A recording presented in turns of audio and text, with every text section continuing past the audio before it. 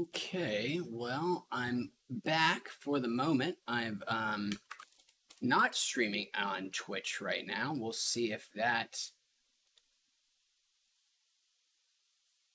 helps with anything. Just a moment.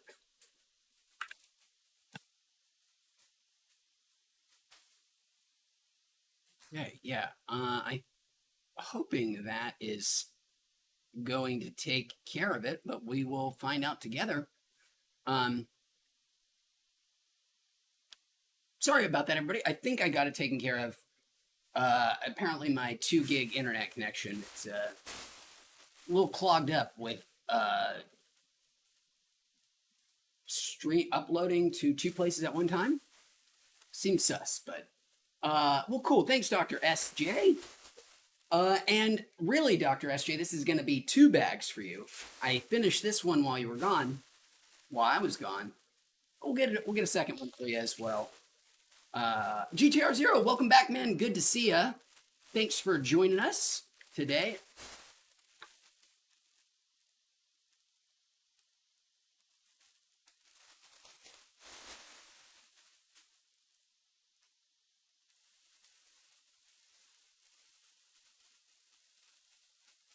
I do have a insane internet speed. As I said, I 2 down up or 2 gig up and down, and I don't really know why I have that much speed. I guess the answer is because my partner's, excuse me, work subsidizes our internet speed, but I honestly don't even know what I could. I'm not a pirate. I don't, well, mostly take that back. Or don't take that back. It seems to me what would I need a 2 gig internet connection for would be to download just unbelievable gobs of information, media, whatever. I don't really pirate, so I don't know what I would do it for. The only exception is I have pirated, I wasn't even like a pirater back in the Napster days, or just never was into piracy. Not that I totally understand all the arguments for it, but I was just a chump growing up. The only exception is I had at one point, speaking of being a chump, quite a 3D Blu-ray collection. I love gimmicks. Give me more gimmicks. Love them. I think more movies and more industries should deploy gimmicks and things. They're great. I genuinely think they are additive. And I love 3D movies. I still love 3D movies. I go to 3D movies whenever the option is available. And I had a big old collection of 3D Blu-rays, but believe it or not, I think the last TV that was manufactured that is 3D capable is like from 2018 or 2019 or something. So it's a dead tech in the home. My TV does not have 3D anymore.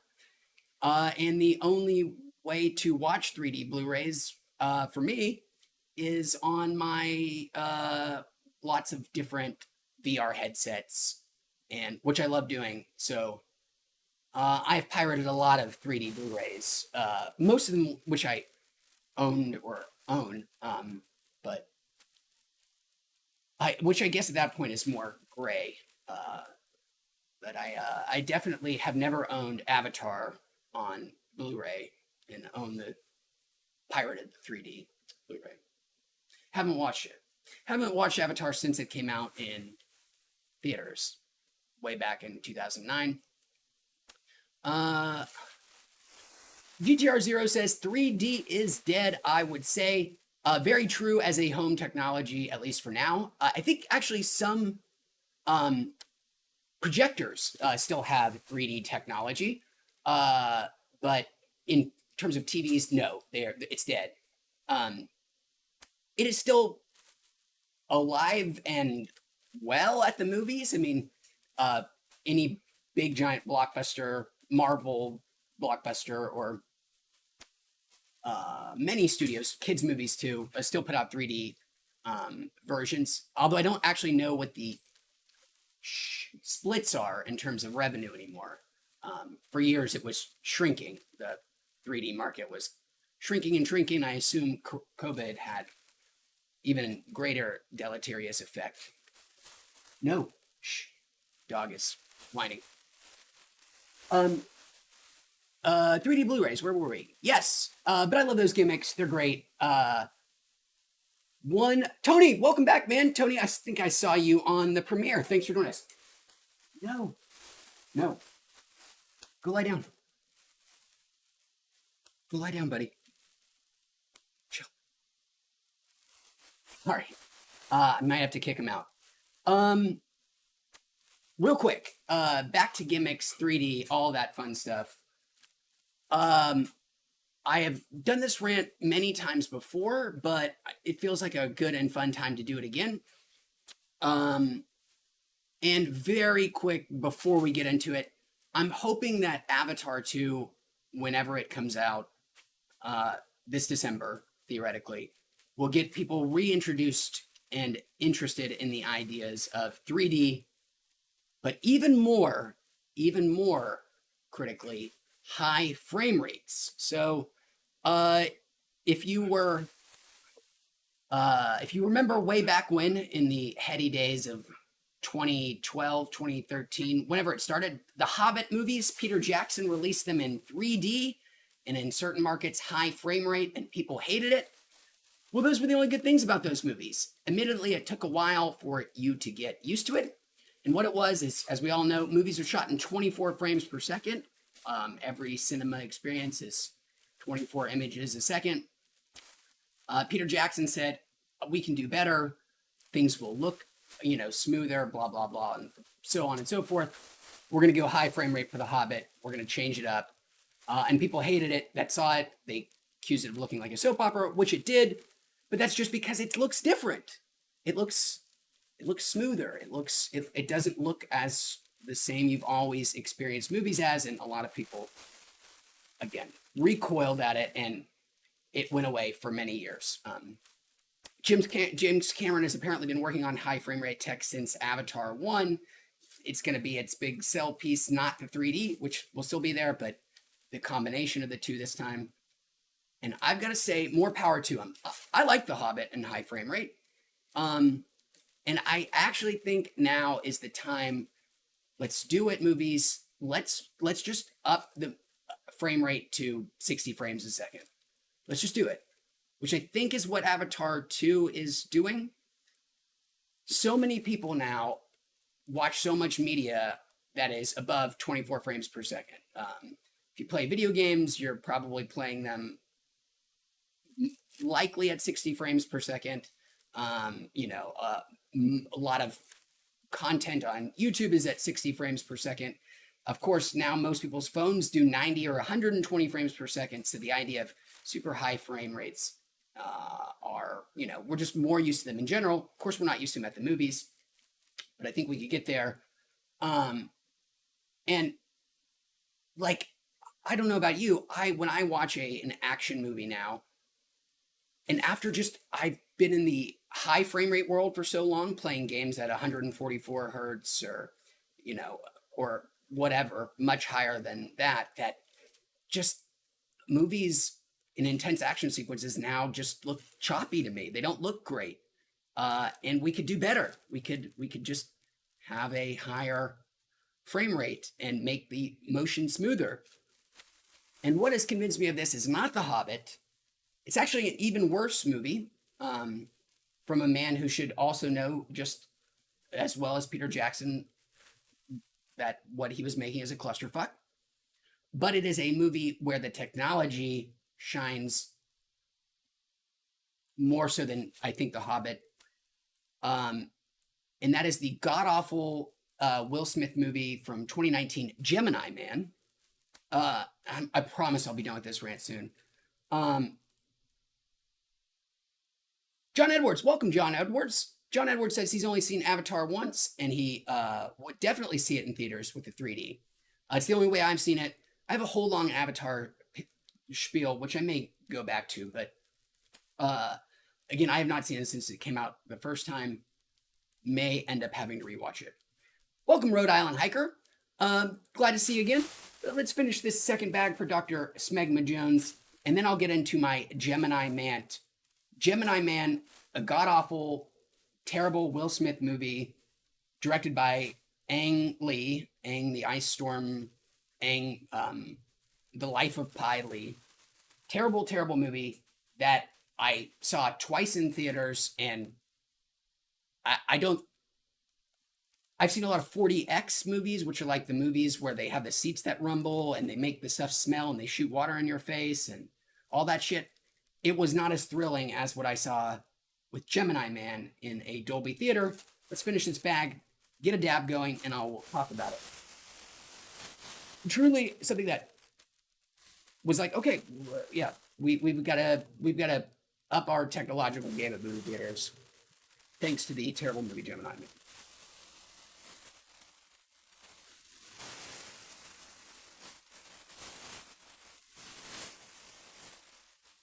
Bag number 2 done. Thank you, Dr. SJ, GTR0, Tony, John Edwards, and Rhode Island Hiker. This dab will be for you.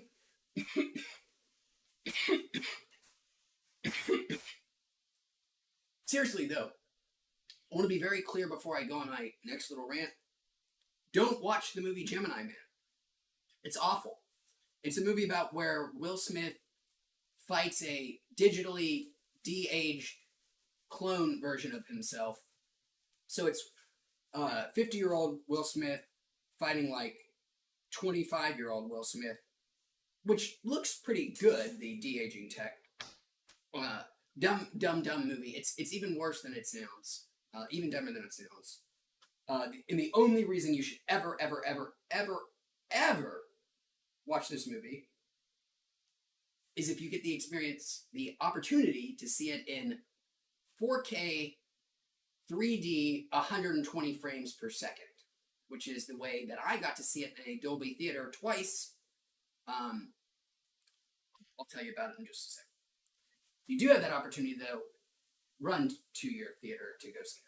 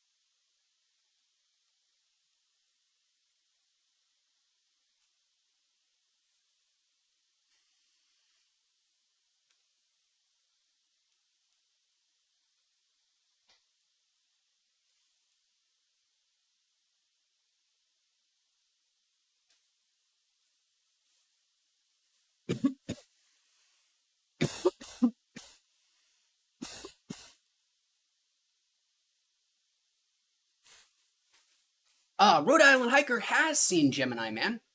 I'm sorry about that. I'll do my best, Will Smith. You created a man to hunt another man. And then I will just go ahead and reveal the final twist of the movie, because you shouldn't watch it unless you get a chance to see it in 4K, 3D, 120 frames per second. There's a third Will Smith, like a teenage one. He gets killed because the other two Will Smiths team up. What a thrill ride to see it that way. And I mean it in the truest sense of that word. It felt like being on a theme park ride. As I said, I did 40X, the thing that literally turns movies into thrill rides, and it didn't feel as visceral and what would be a good way to describe it? Incredible. It's so immersive. I know that word gets thrown around a lot, but that's the only way I know how to describe the experience as immersive. When you are seeing movement that clear at 120 frames per second, it is in 3D. I mean, it is just astounding. Some of the action sequences in that movie, which are not that remarkable except for the technology.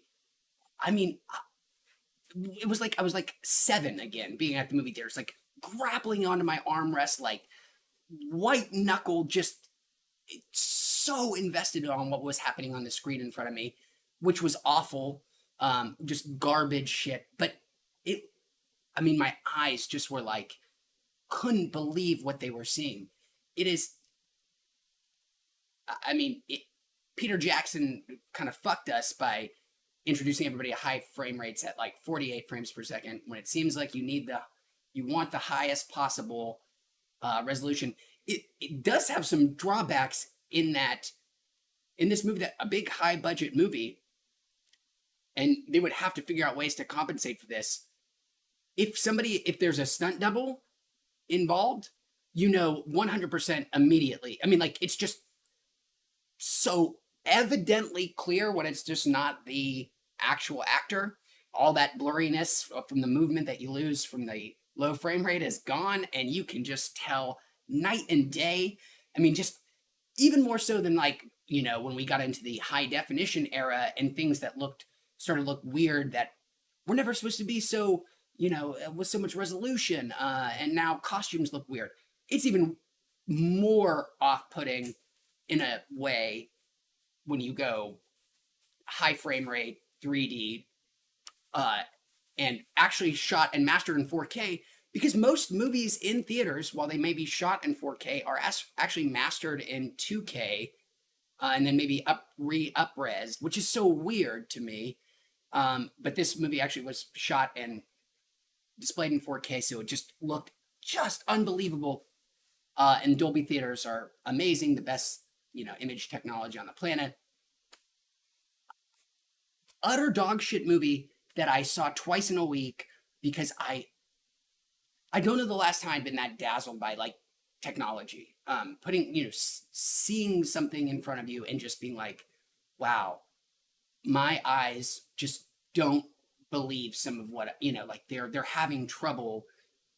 Not that I couldn't understand what I was saying, or couldn't comprehend, or couldn't keep up. It was almost the opposite. It's like my eyes were so fooled by what they were seeing that it just, like, pulled me into a movie like, like I was a child again, for such an awful movie.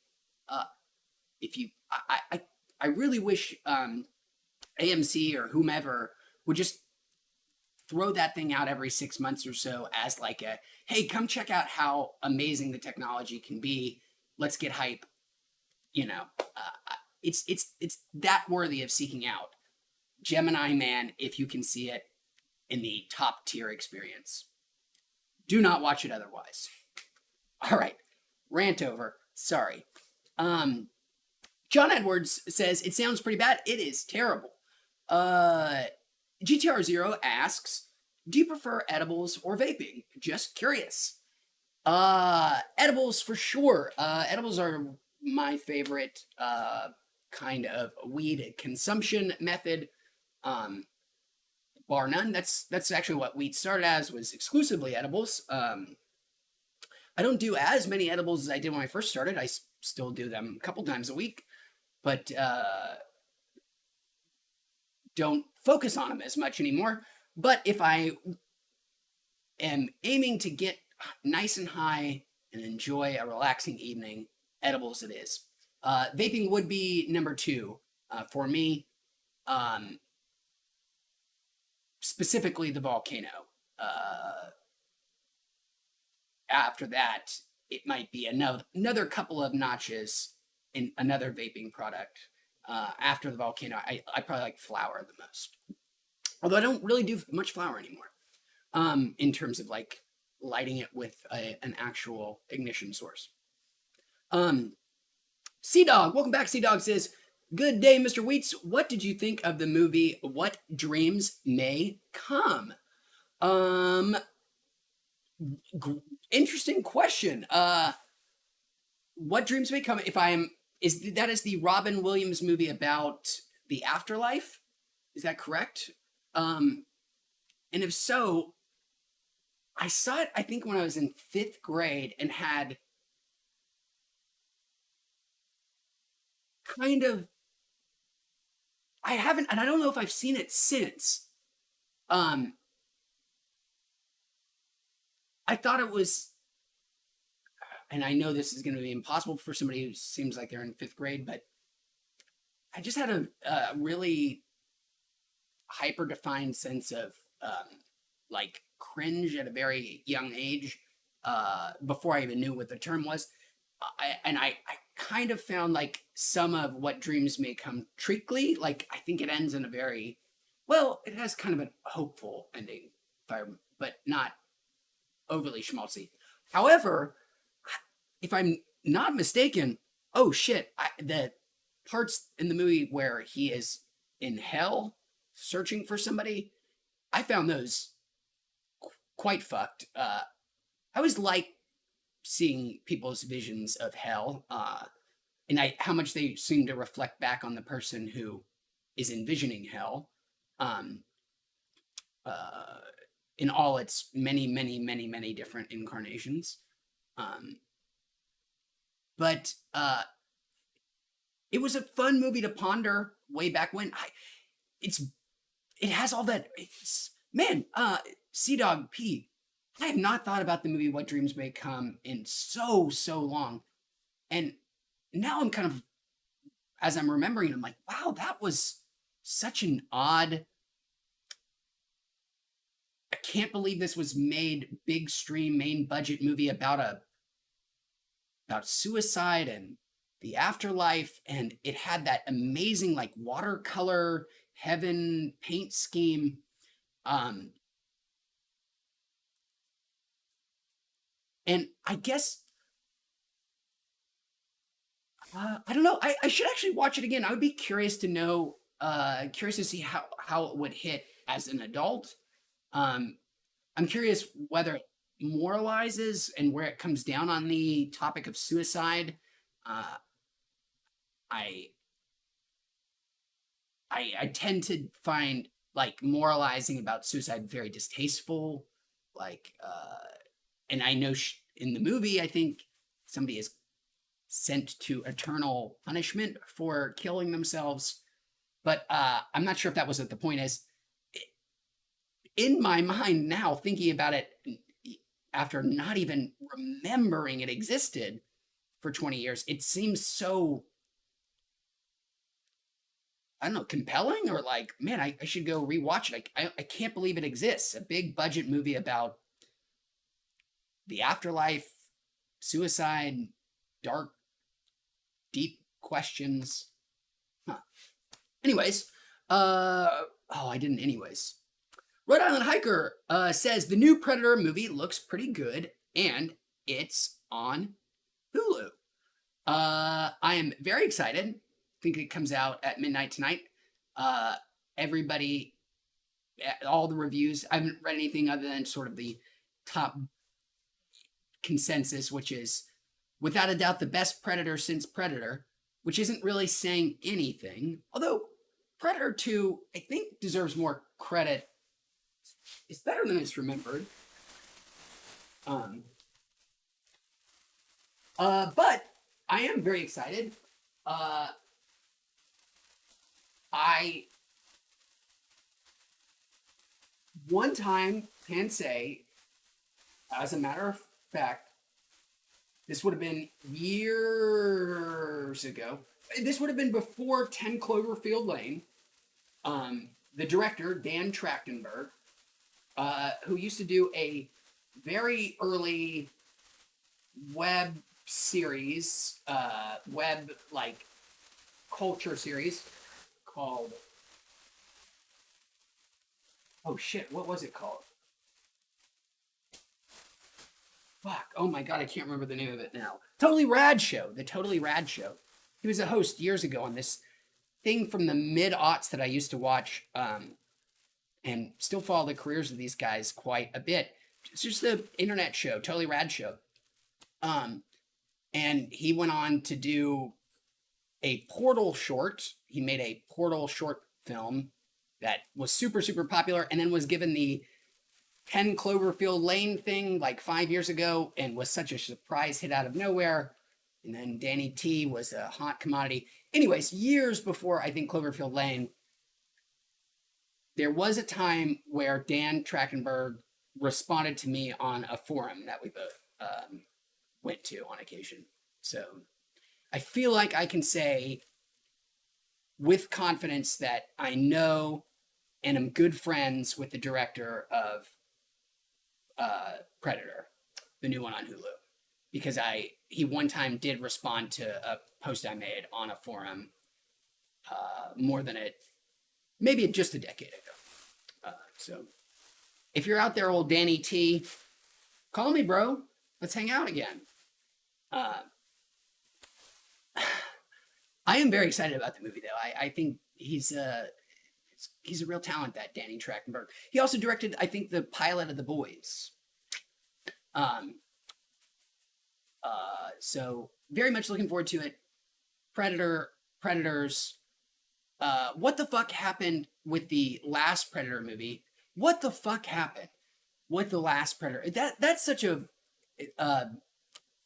how did it go so wrong? The most recent one from 2019, I believe, Predators, I think was their title, maybe. I don't remember what it was. Something like the first one, but a slight derivation. It was awful. Should have been incredible. It was written and directed by Shane Black, who had a cameo in the original Predator. He was the first soldier to die, I believe. Comes back as writer-director. Shane Black, writer-director of what I think of as probably one of my 5 favorite comedies of all time, which if you haven't seen it, surely I've done a cherry on top at some point for one of the funniest movies of all time, and one of the hardest I've ever laughed at a single moment in any piece of comedy ever. The movie is Kiss Kiss Bang Bang. It was the movie that started the career resurgence of Robert Downey Jr. Without Kiss Kiss Bang Bang, you might not have an Avengers. There's an actual argument to be made that is true. Incredible movie about a Hollywood bum and a burnout detective trying to solve some kind of crime and make a TV show, I think. It is Robert Downey Jr. and Val Kilmer, Michelle Monaghan. There's a scene in it, a Russian roulette scene that is, I think, the hardest I've laughed at, like, a bit in something in my life. It's just wonderful. Check out Kiss Kiss Bang Bang if you haven't seen it. How did we start talking about Kiss Kiss Bang Bang? I have no idea. Predator movie somehow. Yes, because Shane Black, guy who directed Predator, the most recent Predator movie, also did Kiss Kiss Bang Bang, and it should have been incredible because Kiss Kiss Bang Bang, amazing. His next movie, The Nice Guys, which came out, Ryan Gosling and what's his name? Russell Crowe. 70s crime thriller, also super funny. Great movie. Really effed up Predator. Really boned it up. I'm sorry we're talking so much about movies, but we're in a kind of a fun period. If you don't know, director of Predator, guys, is John McTiernan.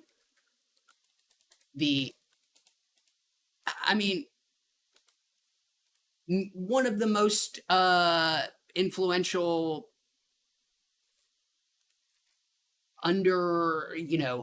his name isn't as synonymous as a Spielberg or a Zemeckis, but this guy, he did Predator, and he also did a little movie called Die Hard.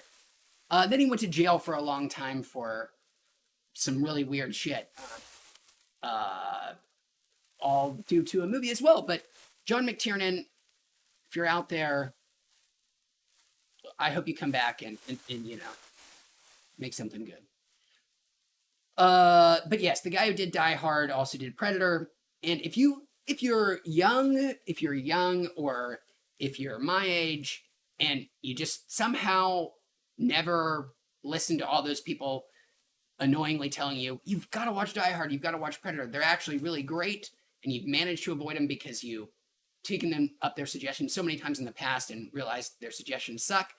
In those two cases, they are truth. I mean, Die Hard and Predator absolutely 100% deserve their sort of uh, deified status among action films. They are absolutely something special. They're both cannot be replicated, and yet every movie seems to do their best to try to riff on them. They're just so great. If you haven't seen either of them, I guess now we're just talking about old movies. But let's move on. I forgot who this bag was for. I didn't even know if I gave it to anybody. I'm so far behind on chat. Larry David says hell equals Riverside County mentioned in Dante's Inferno. There was an Amazon show that I just remembered recently where the characters played by Fred Armisen and Maya Rudolph are in the afterlife, and that is also in Riverside County. Riverside, California, which nice slam against Riverside. Welcome, Larry. Thanks for hanging out with us. Paninis, welcome back, says, thanks for sticking with us, Paninis, and coming back with us. I know we had some problems with the live stream, but I think we got it taken care of. Says, love your videos. The cart reviews and edibles are the best. Well, thanks, man. I appreciate that. Adam, welcome back, Adam. Good to see you, my friend. Says, we finally got recreational weed here in Jersey, and he ate 30 milligrams of edibles, which for black market stuff wouldn't even tickle his balls. But 35 minutes later, I was on my couch having a full-blown panic attack. I am sorry about that, man. Yeah, that's the really one of the more insidious things about black market THC inflation is that kids like go to high school and buy these gummies off their friends that say like 500 milligrams of THC in here. And of course, there's like more or less nothing. And these kids just wolf down, a whole bag of it and like, oh, I don't feel anything. And then they get their, older brother's actual stuff purchased at a dispensary that's 100 milligrams. They're like, oh, I can eat this. And, end up in full-blown panic attack mode too. Again, not really a mentioned problem or noticed problem, but it definitely happens where you'll see these black market candies listed with some sky-high THC that don't have nearly what's in there, and people get overconfident.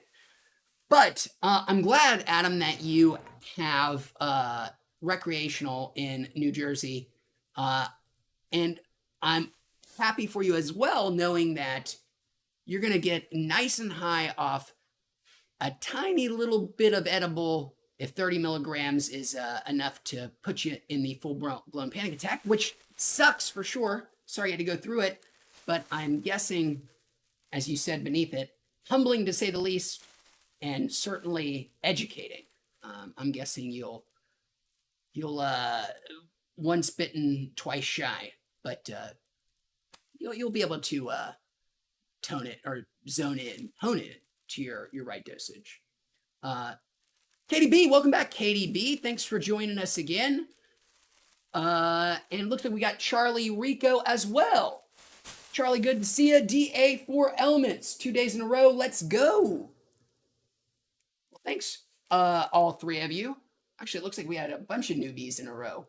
I'll finish this bag and we'll do a dab for all our new chatters here. Got some hair in my face. Wheats, have you heard of K herring glass before? I have heard of it. That's about as much as my knowledge takes me, but I'm doing a quick Google.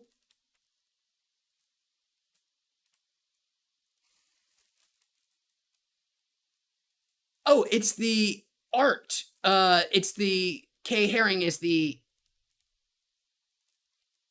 that's that print or art style, or I'm showing my Philistine nature here. That very recognizable style. And now they are doing a Kit Haring or Keith Haring, excuse me, not Keith. I was almost said Kit Harington. Keith Haring, the artist, who I've definitely seen his art. He has a lot of stuff here in Los Angeles, I think. Is now making weed accessories, or his estate. I don't know if he's alive or what, but I guess you gotta license while you can. Been reading this fascinating book called Mine! Exclamation mark in the title. Theirs, not mine. Which is about ownership and the whole way, way, way more complex and all-consuming concept of ownership in this country, and the idea of estates and what dead people can own is a big component of this book. And I thinking of this book and things like the Martin Luther King Jr. estate selling his likeness to sell, on like rolling papers and shit. It's like, hard to know who that benefits and why that kind of ownership should be protected or whatever. I'm not saying that's what's happening here, but it just reminds me of that. Like some artists' stuff ends up on some consumer product somewhere, and who knows how that happened.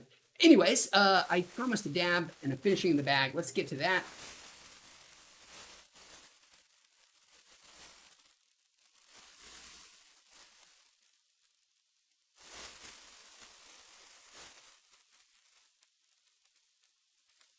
Charlie says Predator has one of the biggest troll movies of all time. One of the Predator movies was released in 92, right? But if you Google which space movie came out in 92, it doesn't come up with Predator. That's for sure. I might be too high to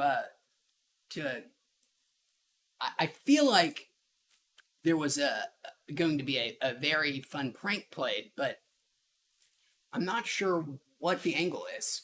And did Predator 2 come out in 92? I would have guessed it was earlier than that, but that might be.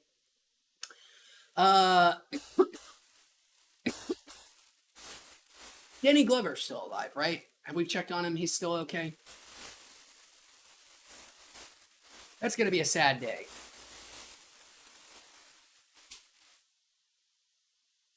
Eric Nephron, welcome. Axe, welcome. Axe just says, I just want to let you know I quit smoking weed. Wasn't doing it for him.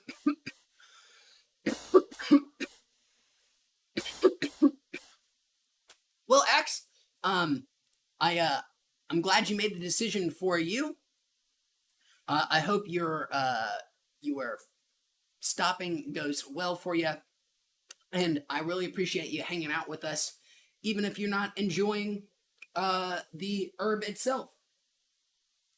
So I've got a dab to do, which I've been promising for a while, and it's going to be for a whole bunch of folks: Adam, Panini, DA4, Charlie Rico, KDB, Eric, and Axe.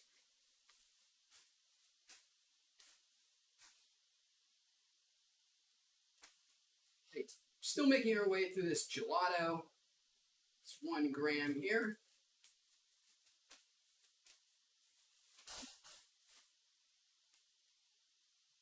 Nice, respectable size dab. For this big group. Here we go.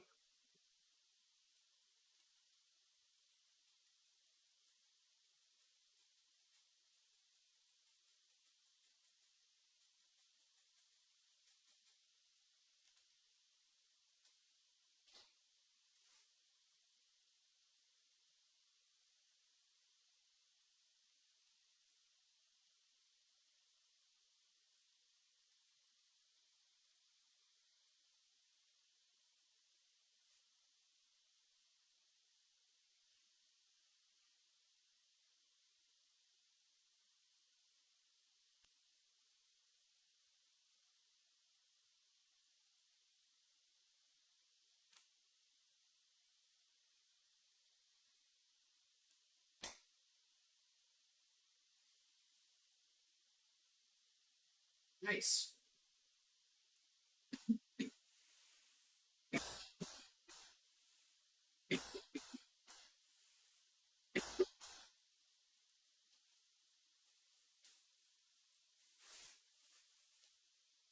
Hindu toilet cleaner in Qatar. Welcome back. Um, I'm just sorry your life is so miserable so that you can um, help culturally, or what would you describe what the Saudis are doing and the Qataris with these big projects, like reputation laundering? Is that the term?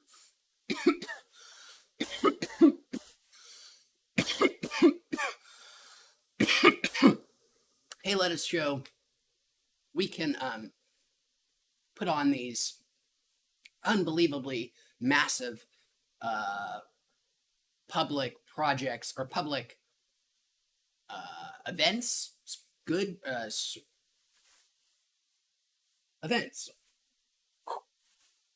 I am that dab, man. Was way bigger than I thought. I am. Whew, just a second here. I was about to go down a real rabbit hole about talking about exploited Pakistani and Indian labor in Qatar, a lot of places, I guess, in the Middle East, that are a lot of places in the Middle East run by oil money, where their labor is being used to put together huge public infrastructure projects in the middle of the most inhospitable places on the planet, also that people can look and say, like, look how cool we are.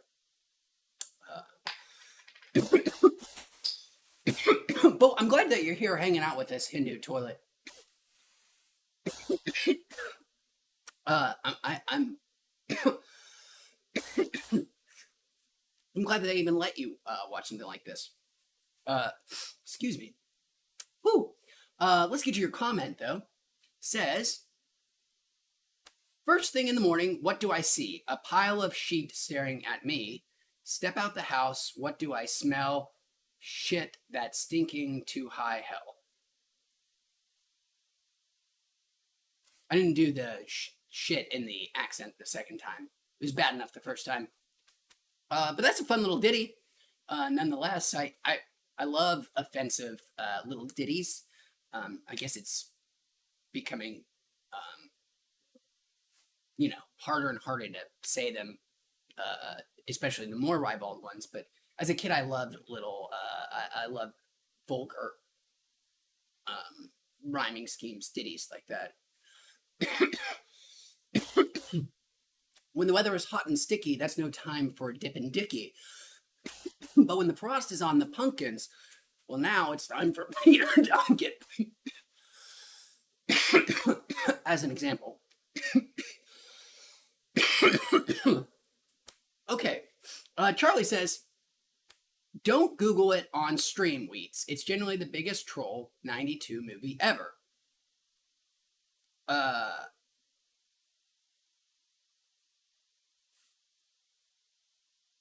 I will have to do this later. Larry, being smarter and quicker on the draw, has already pieced together what the joke is here. I'm still struggling. I'd like to think I would have been much more quick on this an hour ago, but no real guarantees. 1992 space movies are cursed for life now.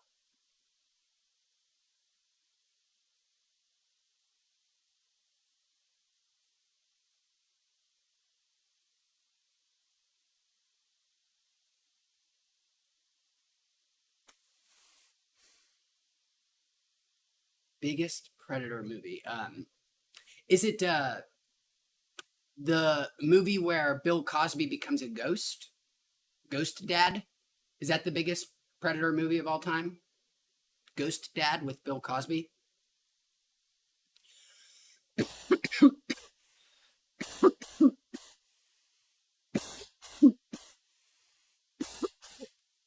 Okay.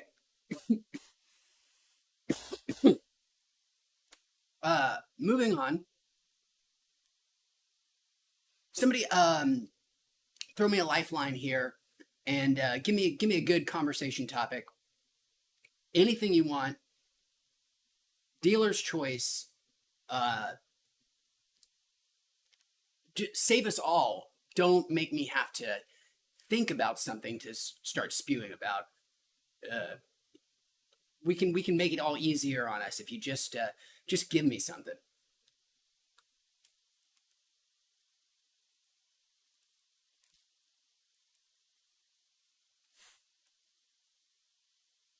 All right, Charlie Rico, you've got me. Let's do it. Predator.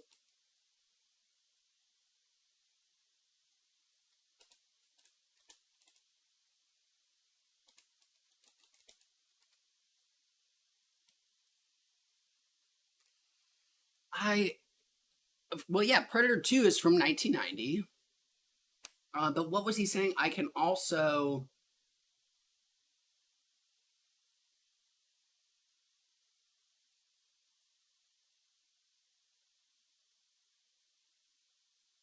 I don't. The answer is Charlie Rico. I don't know. I can't. I'm just gonna go with Ghost Dad. Ghost Dad is the best answer.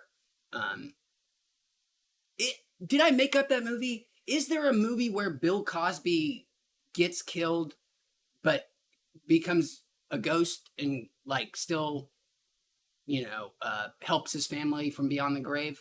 Or did I just like does that just sound like a movie that would have existed in the 80s and was a punchline in something?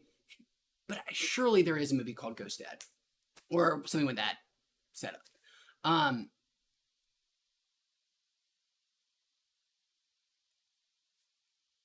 GTR Zero, thank you for the lifeline. Says, what favorite dog breed? Good question. I'm an all dogs guy. Uh, well, that's a bad start. Because I don't have just mutts. Um, I do, flog myself a little bit. I have a pure breed border collie and a pure breed Great Dane, one mixed breed as well. Um, so I really wish that all of my dogs were rescues. They're not. But what is my favorite dog breed? I love so many dog breeds for so many reasons. I mean, it takes I think a person to be both fucking nuts and really just likes a lot of kind of dogs to have both a border collie and a Great Dane because there are not two more opposite dogs on the planet than those um, uh, in terms of personality, energy levels, all of that fun stuff. But uh, I love it. It's the best. It's the absolute best. I would say though my favorite dog breed has got to be the Great Dane, the fucking dumbass Great Dane. It wasn't thing that I expected. I mean, anytime you see a Great Dane, it's like, oh, it's pretty impressive. Um, but I'd always like more athletic, trainable dogs growing up, like border collies, German shepherds, things like that. Which is what I always assumed I would only ever have. It wasn't until when I was living in Knoxville, um, just very close to where I lived was a dog park, and I would take my border collie mix out there pretty often. And what would show up a couple times a week when I was there was a Great Dane rescue from people who abandoned their Great Danes. They got too big or whatever. Uh, and there would be like, a half dozen of them, and they were just the greatest, fucking stupidest, most wonderful things on the planet. Great Danes are amazing, man. They're just dumb, lazy. They smell really bad. Uh, they're so lazy. They're so clumsy. They fucking stink, dude. But there's just nothing better than a Great Dane. Uh, you can do whatever you want with them. They don't give a shit. They're just big dumb bags of meat. I've got one right out there. I hope that I hope I really sold why they're such a great creature. Probably still border collie number 2. But I like all dogs. I've always been a huge dog person. Uh, and I think I'm pretty good with dogs too. That seems like a conceited thing to say, but I've had dogs my entire life, and just been pretty good with them. They seem to like me. Anyways, Larry says, have you been watching Better Call Saul? Larry, speaking of great shames of my life, up there with not having rescued all the dogs I have. I mean, I guess if you can count out of the back of somebody's 20-year-old minivan at a PetSmart at 11 o'clock at night because they needed the money. Maybe that's rescue. I don't know. Anyways, enough about that. I am a whole season, 2 seasons behind on Better Call Saul. My wife and I made the very hard decision a number of years ago to just wait until it was all done. It's been very tough this past year, especially past couple of weeks in its final season. But it does mean it'll all be available soon, and I'm very excited. I'm so incredibly very excited. Yeah, I mean, I honestly, it might be the show that I'm most looking forward to. I mean, it's been a long time since Breaking Bad, and no show has ever been more over praised. Not that it doesn't deserve all of it, but no show hasn't been. There's never been anything more overexposed, I guess, than Breaking Bad. But it's still, I mean, among the greatest. There's a reason it has the reputation it does, and the fact that Better Call Saul seemed to, from where we stopped, it's a magic trick, the show. At least the first half of it, and by all accounts, the second half too. So I'm super excited, but I have probably a month more to go. I'm curious though, Larry, if you if you're swooning over it just as much as everybody else, is it as nail biting and white, or the back half of this final season of Breaking Bad, was relentless in the best way, and it kind of seems like Better Call Saul is doing it again. And again, just curious what your take is. I need to do another bag here, and we'll do this next bag for well, it looks like we have Sea Dog P of just joining us. So as a benefit of me being pretty high and not having to want to do any math and looking stuff up, and you just being right there, it's for you, man. Oh, Cecil Scipio, I'm so sorry. Cecil, I missed your comment or your question. My favorite Smash Brothers character is I hope you're still here. I don't want to answer too long. Probably Snake still. I think they're the most fun to play, the most fun I have playing them. But the character that I am best with is probably K. Rool. Um, I would guess. Still play a shit ton of Smurfs, but not online. Sea Dog, his comment was the governor of California, good old Arnold. Yes. Mr. Predator, Mr. Governor. What a weird world we live in. See our talk or stream last week where we talked about the movie Batman and Robin, terrible movie Batman and Robin, which had 2 future governors in it. That dreadful piece of shit movie had governor of Minnesota and the governor of California. Craziness.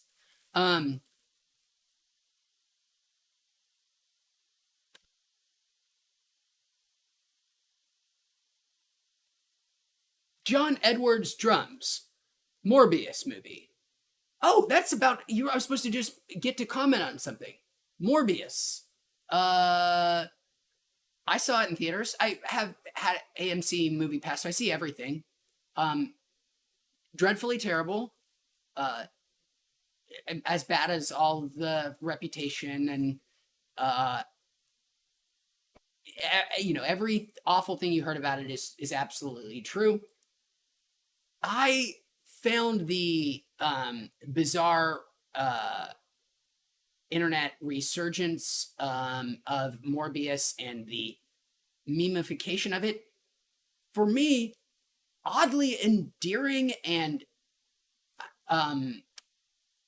it felt like an old school internet throwback. It seemed playful and harmless. I mean, it was overdone and, overblown immediately, but in the way that that's kind of the point is to kill it, smother it with its own content too fast and make the joke die out, before it has a chance to really catch on. And usually I kind of roll my eyes and hate all that stuff, but I found the Morbius one, I don't know, oddly, like, not optimistic. What would you describe it? Just like, it felt playful and, like people were having a good time at the expense of this shit movie. And I enjoyed it. I didn't really, wasn't like I was seeking its morbid content time, but, there was like a 10-day period there on the internet where that's all that happened was people talking about Morbius. And again, I normally find that stuff very irritating, but here it was like, oh, we're all gathering around to pick on a harmless, the bad guy here was not a bad guy. And the hordes of people attacking it were doing it in a playful, good-natured way instead of a let's knives out. You guys know how arguments on the internet go. So Morbius, force for good is the ultimate conclusion. Morbius, force for good, benefiter of humanity. It's Morbin time. Thank you, Jared Leto. Charlie wants us to stick our topic with Ghost Dad. I've exhausted all the knowledge I have about Ghost Dad. I can speculate on a plot. I've never seen Ghost Dad. I don't even know if I'm making it up.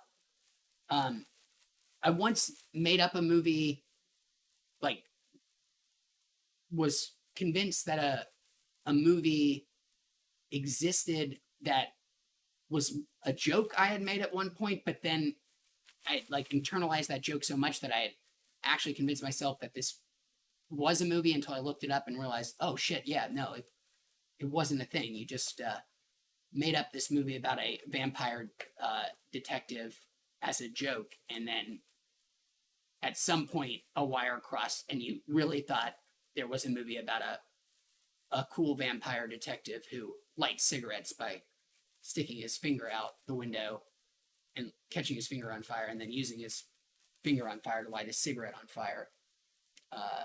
That is not a real movie. You just made that joke at some point, and it became a movie, and in your brain, but it never happened. And I'm kind of worried that Ghost Dad by Bill Cosby might also be another vampire detective movie, a movie that never existed because it's too fucking stupid to possibly be real. Let's just Google it right now. Let's find out right here, right now, if Bill Cosby was ever a dead father helping his kids. Ghost Dad, 1990 movie Ghost Dad. There we go. I even got the year pretty right.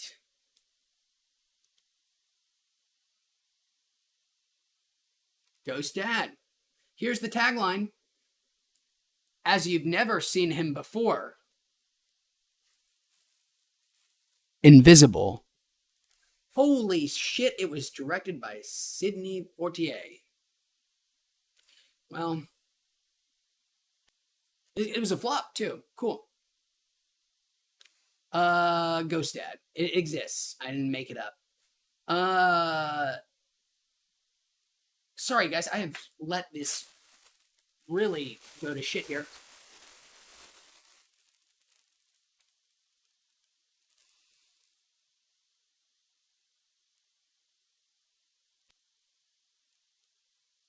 Wait, was it really Ghost? There's no way it was actually Ghost Dad, the movie you were trying to get me to look up. Because it's not about space. There's no space in Ghost Dad. Unless he's a space ghost. From coast to coast. Sea Dog P says, have you ever seen a movie with Kenny Rogers called Six Pack? And then Rocky Talk, Tennessee. I am from Rocky Top area. I eat all my corn from a jar. Something, something, oh, something, something, something, something, something, something, something, something. That is actually not the University of Tennessee's actual, like, song. There's a different one. People do lose their shit for that awful thing. You do hear it a lot. I mean, it is ingrained in you from a very young age. Rocky Top, that anthem. I mean, I think the actual mountain of Rocky Top that is referred to in the song was like an hour from, where I lived. Anyways, Rocky Top. I once in college, I was at I was with a friend at the, one of the big university cafeterias, maybe the main one even, having lunch, and in comes the football coach, legendary football coach. This is the year he gets fired after having been the beloved football coach for years and years and years, but he started to suck, I guess. I'm not a sports person at all. His name is Phil Fulmer, but a big, big beloved figure at the, I mean, even still, maybe, I don't know. I don't keep up with that shit at all. But he comes into the cafeteria to, get people excited to go to the games, and, it was unscheduled. He just, comes in, and they're like, oh my God, it's the coach. And then he just gives, an impromptu 30-second talk, hey guys, I hope you come in and see our, boys take on the other fucking whatevers. And then he went around and shook everybody's hand. When he came up to me, I was a total dick, and I just said, I love you, Bruce Pearl, which was the name, I think, of the basketball coach. And the person I was eating lunch with was pissed. Uh, that is not an interesting story, but that is my Rocky Top story. It was also in a place called the Rocky Top Grill. Then again, everything there that wasn't named for Dolly Parton was named after Rocky Top, so it doesn't really narrate. But I've never seen the movie with Kenny Rogers called Six Pack. I have seen Kenny Rogers' Jackass, though. I have eaten at a Kenny Rogers Roasters many times. There was one in the town I grew up in for a couple of years. It went out of business before the Seinfeld episode, but I had Kenny Rogers' delicious chicken. And if you've never seen Kenny Rogers' Jackass, it's one of Mad TV's best contributions to the world this side of Jordan Peele.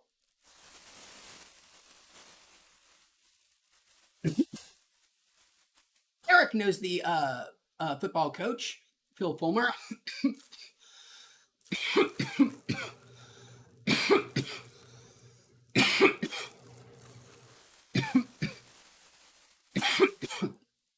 GTR Zero, back to dog, says, "You're super eclectic."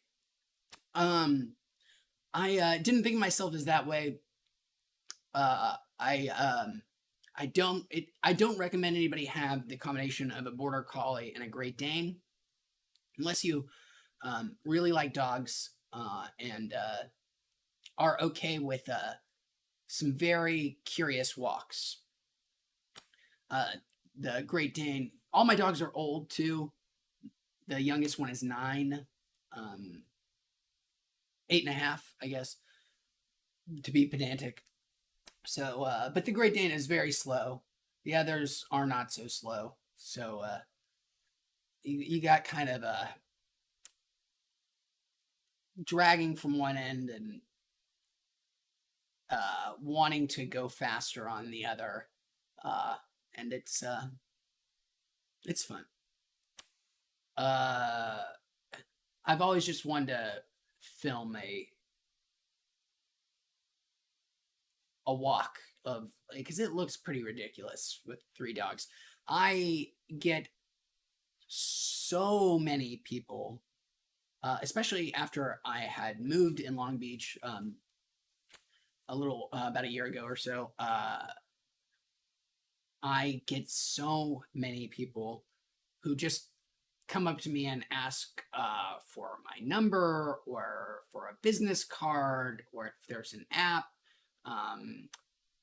They just, which I totally get. I'm not upset at anybody who does this. But it's just, it's a kind of a running joke in my own brain. How many people just assume I'm a dog walker, a professional dog walker, because I have such weird, different dogs, and I'm out walking pretty often with them, and I used to wear it all the time. Don't wear it as much anymore as they're older, but I used to even wear like a little belt to walk them with. But yeah, I get people asking me all the time, like, oh, oh, do you have any contact, information? How do I get a hold of you? You look so good with these dogs. And I'm always like, they're mine actually. And I have even had once where a person accused me of lying. I mean, in a kind of nice way, like in a kind of friendly way, but in a way that he was clearly telling me like, okay, buddy, like, yeah, you know. But yeah, people are not often, sometimes do not believe me when I say that, no, these 3 dogs are mine. I'm not getting paid to walk these creatures. Let's see. Talk about my dogs too much. Oh, shame on me. Eric did look up the details for Ghost Dad, which I had done redundantly because I hadn't read chat. Thank you for doing that, Eric. You saved us all. You could have saved us all so much time. But now I found out that it was directed by, legendary directors Sidney Port Portier. Portier. I'm ooh, hope I'm not butchering it too badly right now. I feel like I could say it normally, but trouble right now. The kids in Six Pack sing Rocky Top, Tennessee. Well, Sea Dog P, now you've got me wanting to look up uh whatever this Six Pack was. Did you say it was a Kenny Rogers? Right, yeah, that's how we were talking about. Oh, it looks like a Cannonball Run. What's the still Smokey and the Bandit. So many movies of that era have that exact car mechanic travel milieu. I have never seen Six Pack. I think I had heard that this is a movie exists, but I don't know anything about it. I'm so curious now to see the kitties sing Rocky Top. Thank you for sharing with me Six Pack. It looks like something that would be fun to get really high and watch. Even maybe as good as Kenny Rogers' Jackass from Mad TV. Okay. BVD, welcome back. BVD says, off to another piercing. Ooh, cheers. Good luck at your piercing, BVD. And if it's not too personal a question, and if you're willing to share, totally cool. If not, just curious where you're getting your piercing. Again, just feel free to ignore the question if you don't want to answer it.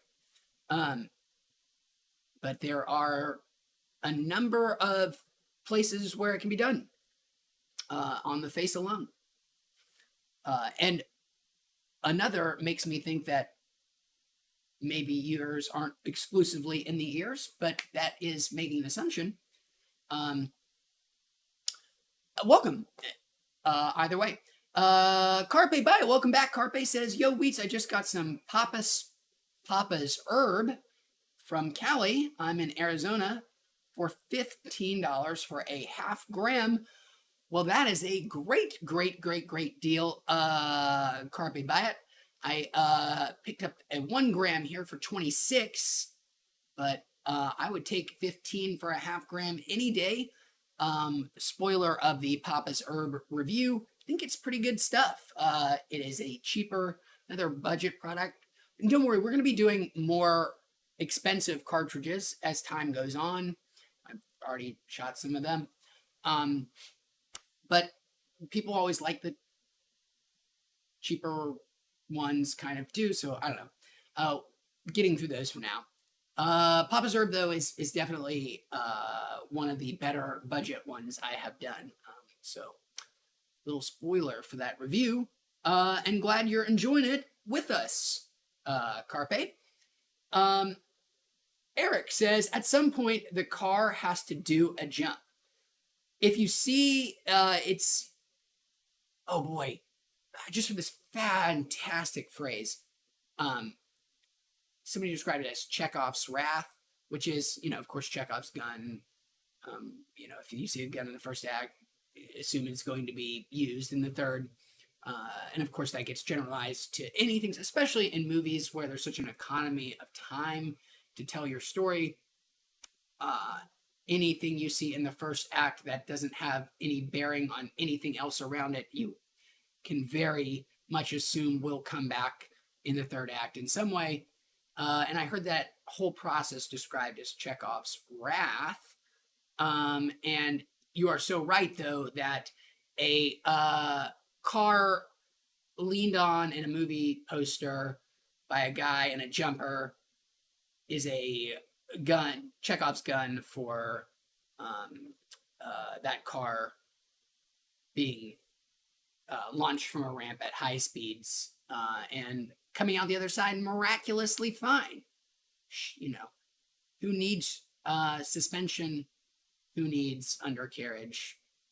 The Duke boys never, ever, ever bend their axle. Is that the Dukes of Hazzard novelty horn? I was at a high school with a lot of people who had Dukes of Hazzard novelty horns. I went to high school with one person who had a car with a Confederate flag paint job. Just like his hero car, the General Lee. Is that what the name was? And fuck me. Dukes of Hazzard. It was still a beloved show in East Tennessee when I was growing up, even, 15, 20 years later, whatever. I did see the Dukes of Hazzard movie at a drive-in right before I went to college.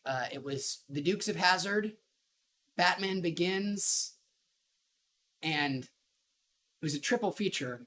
Can't remember what that third one was. The Dukes of Hazzard was a great movie. We've been talking a lot about movies.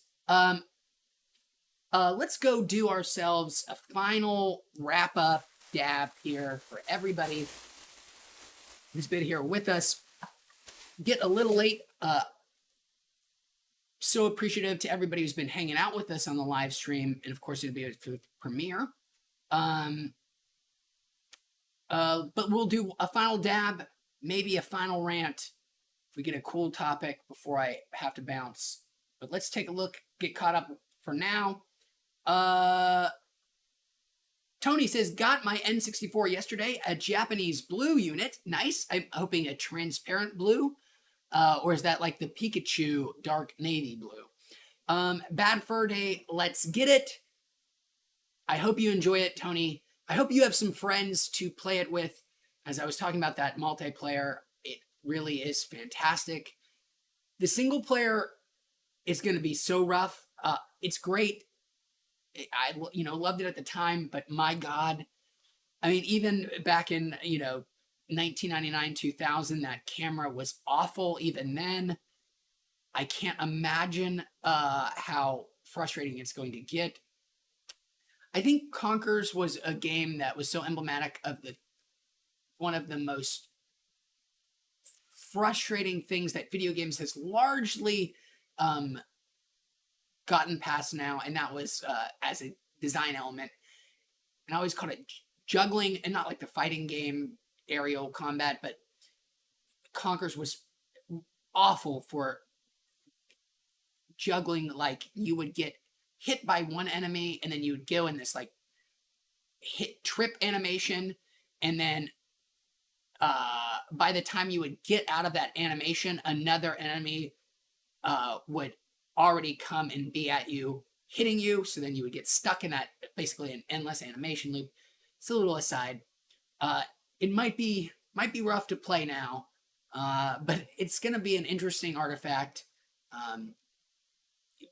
Be prepared for, I assume, lots of Matrix references being right around then.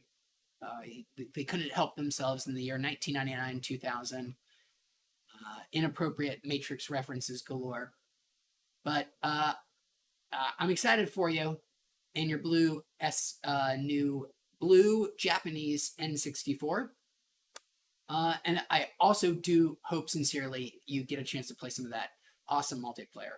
All right, I promised that final dab. Let's do it. C-Dog says, what did you think of the Spawn series? The HBO animated one? Never saw it, actually. I've heard really good things about it. The 90s one, like the first adult animated things. I don't know if it holds up now or not, but I'm curious what your opinion is, C-Dog. Is it still worth a watch? Eric says, as a black kid growing up in Chicago at the time, Daisy's jean shorts were enough to make me overlook the Confederate imagery. The old Daisy Dukes. Yes.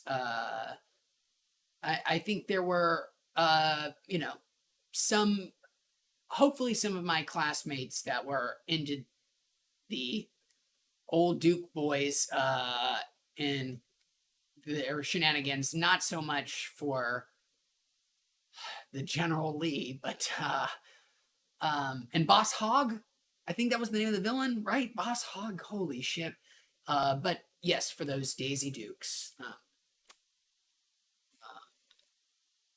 Now I'm not sure if it's which is more fine, being a racist or being a open pervert. Which is more acceptable? It's hard to say. Because I don't think either of those things would probably fly now.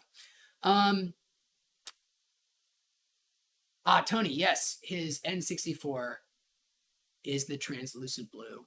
Is the 90s. All our plastics were see-through. It's the best of times. Techno optimist.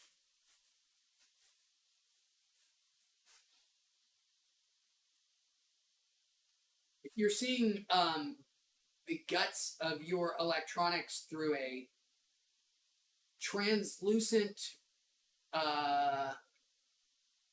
plastic lens, not actual lens, but you know what I mean. Like if you're looking at the guts of an electronics through a plastic, vaguely translucent plastic shell, one of two things is correct about you. You're either you've traveled back into time in the 90s, late 90s, or you're in prison.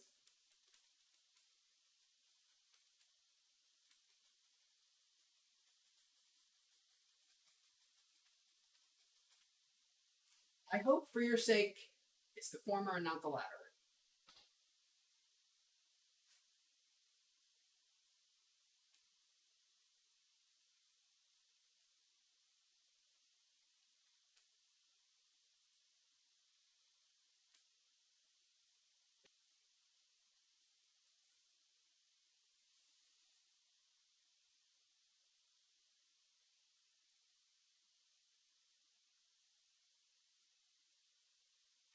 Sea Dog P wasn't referring to the series, but the movie, which I have seen. I've seen it a couple of times.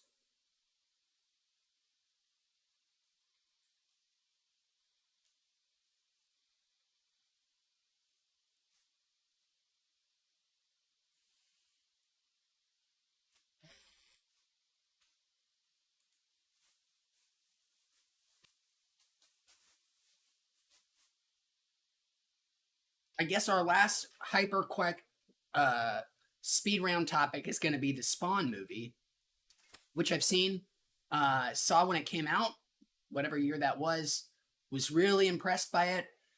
Thought it was gross and vile and badass, and his cape was super cool, and thought he looked so fucked up. Like when he gets all mutilated, I thought it was really gross. John Leguizamo as the clown dude was super, super nasty. I loved how gross it was. Like, it was just sick looking. And I really enjoyed that aspect. Didn't really understand it. Like, didn't make a lot of sense at the time. And then from then on, always had kind of a, I don't know, an arm's length interest in Spawn. And Spawn became kind of like the Korn of the superheroes. Korn with a K and a backwards R. Like, I mean, I know he's not part of the DC or Marvel. He's in his own whatever verse. But Todd McFarlane, had his big Spawn world, but it always, like, the kids who liked Spawn stuff were also the kids who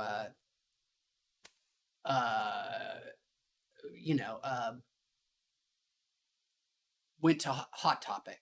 Not that we had one, but that was a sort of a. I was trying to reach for a better reference and just failed. But anyways, even though I never read Spawn or kept up with it, I did always think it was secretly kind of cool. I wouldn't tell anybody that, but I always thought it was super badass. Um, and any chance that Spawn was like a playable character in something that he wasn't supposed to be in, you better believe I was Spawn. Soul Calibur 2 on the Xbox, Spawn. I chose Soul Calibur 2 on the Xbox over the GameCube version. I think I told people it was because the GameCube one was sold out. Because of course you wanted the GameCube one because that had Link. Everybody wanted to be Link. But you know what? Fuck them. I wanted to be motherfucking Spawn. He has an axe. He has a cape that does shit. It's like Doctor Strange's cape, but billowier. Neat. Spawn. And that's the end of my Spawn knowledge. And that is going to do it right before I saw Sea-Dog's comment.